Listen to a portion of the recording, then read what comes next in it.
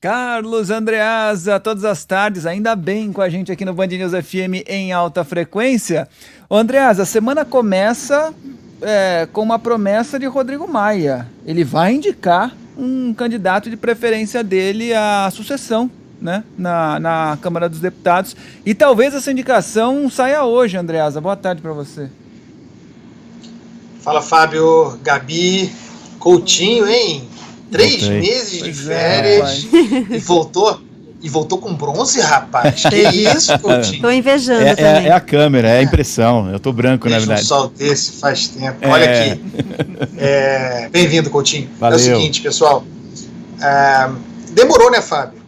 Demorou não. Está demorando, porque ainda não apresentou. Isso é, obviamente, produto e prova, né, de que Rodrigo Maia apostava, acreditava, foi enganado, né, pela concertação que tinha Davi Alcolumbre como principal agente, a concertação para o golpe na Constituição em prol da reeleição inconstitucional. Rodrigo Maia achou que poderia surfar essa onda, não se preocupou. Ainda que dissesse que não, né?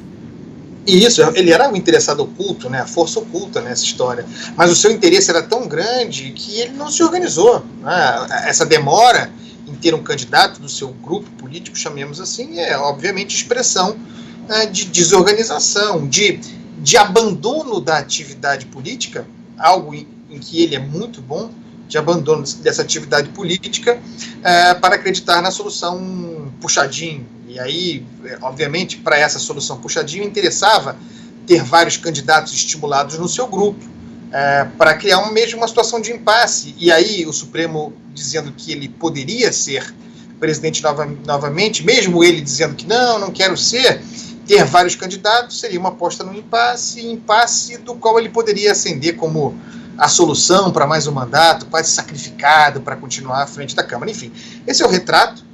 E aquilo que era uma estratégia, né, de dividir para imperar acabou resultando numa divisão que produz o caos. É uma situação de bagunça na sua base, muitos candidatos que não têm chance. Ele deu vazão para que Luciano Bivar se apresentasse como candidato, ele flertou com Marcos Pereira, e agora o Marcos Pereira do Republicanos se afastou do grupo dele e pode ser uma dissidência a beneficiar Arthur Lira.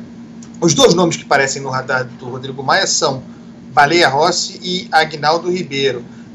Baleia Rossi teria um partido importante, o PMDB, fechado consigo, e aí muitos votos para o grupo de Maia.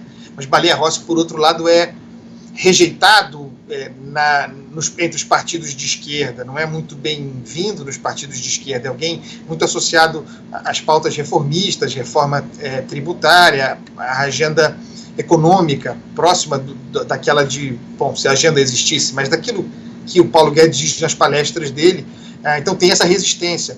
O outro candidato, que eu acredito que seja o favorito, é o Aguinaldo Ribeiro, muito experiente, já esteve apoiando os governos petistas, foi ministro de Dilma Rousseff, transita bem, tem bom trânsito na esquerda, mas parece que a escolha por Aguinaldo Ribeiro faria com que os deputados do MDB que compõem esse grupo pudessem buscar outros caminhos. Vamos lembrar que a eleição à presidência da Câmara é secreta, então a gente sabe como são essas coisas, né? Você tem um acordo, o partido fecha a questão muitas vezes, tem um bloco, mas o voto é secreto e o camarada vai lá e vota muitas vezes traindo, né? Eu tenho observado com muita atenção os movimentos dos partidos de esquerda, PT, PSB, PCdoB, esses partidos têm, muito curiosamente, flertado, eu não acredito, tá, no final das contas, lá no final, mas tem flertado estranhamente com a possibilidade de votar em Arthur Lira, né? Não fecharam questão para não votar em Arthur Lira, sendo Arthur Lira o candidato expresso do governo Bolsonaro.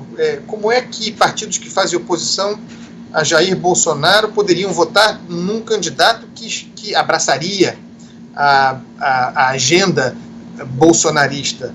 Então, eu acho que tem uma negociação aí dos partidos de esquerda querendo se vender com um preço maior mais caro a, no final das contas, o grupo de Rodrigo Maia. De qualquer maneira, pessoal, é uma obviedade. Como é que você vai discutir uma disputa e falar de uma disputa se você ainda não tem um candidato colocado? Enquanto você ainda não tem um candidato apresentado, no caso do grupo de Rodrigo Maia, o grupo de Arthur Lira cresce, né? Seria inacreditável há alguns meses, há poucos meses, imaginar que a gente teria hoje Arthur Lira como um candidato competitivo, mesmo sendo Arthur Lira, né? Há uma impopularidade muito grande do candidato apoiado expressamente pelo governo de turno. Mas isso até agora não atrapalhou Lira, muito pelo contrário, o governo está velas cheias apoiando, né, o próprio general Ramos e aquela discordância, para ser generoso no uso da palavra, com o Marcelo Álvaro Antônio, que resultou na queda do ministro do Turismo. Naquela ocasião, Álvaro Antônio acusava o preço que o governo pagava para conquistar votos para Arthur Lira, e Arthur Lira é alguém que tem passivo contra si, investigações, é pesado.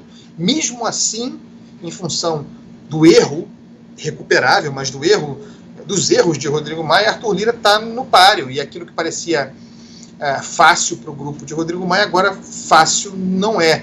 E aí tem só uma coisa importante: tem o parlamento parado, algumas coisas a serem votadas em urgência, por exemplo, a Lei de Diretrizes Orçamentárias, a LDO, marcada para ser votada na quarta-feira, dia 16, e aí acabou o ano, né? Até mesmo o enfrentamento do orçamento ficando para o ano que vem. E aí o Rodrigo Maia, em busca do tempo perdido, e aliás, curiosamente, numa dobradinha com o Renan Calheiros, voltando a carga sobre a não ocorrência de recesso parlamentar em janeiro, para que o parlamento trabalhe em janeiro para tratar de várias pautas de reforma, PEC emergencial, pandemia, né, ações para o combate à pandemia, tem o fim do orçamento de guerra, o estado de calamidade acaba, o auxílio emergencial acaba. É claro que a gente não pode dizer que a preocupação do sujeito em não ter recesso, trabalhar em janeiro, não seja uma preocupação legítima e preocupada com o país. Não posso dizer isso. O que eu sei é que, não havendo recesso parlamentar, há mais tempo para que Rodrigo Maia ganhe campo para fazer costuras políticas, correr, como se diz, atrás do tempo perdido, para ver se recoloca o seu candidato, seja quem for, em condição de favoritismo, como se acreditava seria fácil, como ele imaginava, não será. O Andreasa, dá tempo para uma perguntinha ainda. O Centrão deve estar dividido, né? Parte com Lira, parte com Maia, como você disse. E a gente ouviu na semana passada, mesmo o Lira sendo um candidato do governo federal, uma aproximação de leve com o PT, claro, para tentar alinhar alguma coisa nessa votação à presidência da Câmara. E hoje a informação também era de que o Rodrigo Maia se reuniria com a esquerda para então indicar o seu candidato. A esquerda que vai definir o próximo presidente da Câmara, o Andreasa? Eu diria que sim. E eu diria também que o Arthur Lira está prometendo tudo para todo mundo, né? O que significa, obviamente, que alguém não será contemplado nessa história. Vamos ver quem, né? Mas é isso, a esquerda será o fiel da balança, mais uma vez, costuma ser. Aliás, as eleições do Rodrigo Maia foram muito dependentes, costuradas sobre o apoio da esquerda. Acho difícil, pode acontecer, mas acho difícil que a maior parte dos votos de esquerda não seja, não pró-Maia, né, mas contra Jair Bolsonaro. Porque, vejam, nós temos um parlamento que, desde Temer, em função da fraqueza de Temer, não tinha voto, ninguém votou no Temer, questão de legitimidade mesmo. Desde aquele período, sob o Rodrigo Maia, nós temos um parlamento independente, que se tornou ainda mais independente com a mudança nas regras de emendas orçamentárias e tudo mais. Esse parlamento independente é uma conquista do Congresso, e o Rodrigo Maia, muito habilidosamente, tentando se recolocar no jogo, e como eu disse, tem campo para o jogo rolar ainda, tem feito a bandeira do seu grupo na independência. Olha, aqui é independência. O outro grupo significa um retrocesso, a gente voltar a ter aquele parlamento que é um mero despachante dos interesses de governo de turno. A campanha vai se organizar dessa maneira, e aí impõe a oposição ao governo Bolsonaro se colocar em um desses dois grupos aí. É difícil acreditar que os partidos de esquerda formem com um candidato apoiado, representante, portanto, de Jair Bolsonaro. Mas tudo é possível. Depois da eleição de Davi Alcolumbre em 2019, tudo é possível. Voltamos a falar amanhã, Andreasa, nesse mesmo horário. Obrigada pelas suas reflexões e até lá. Até amanhã. Beijo para vocês, pessoal.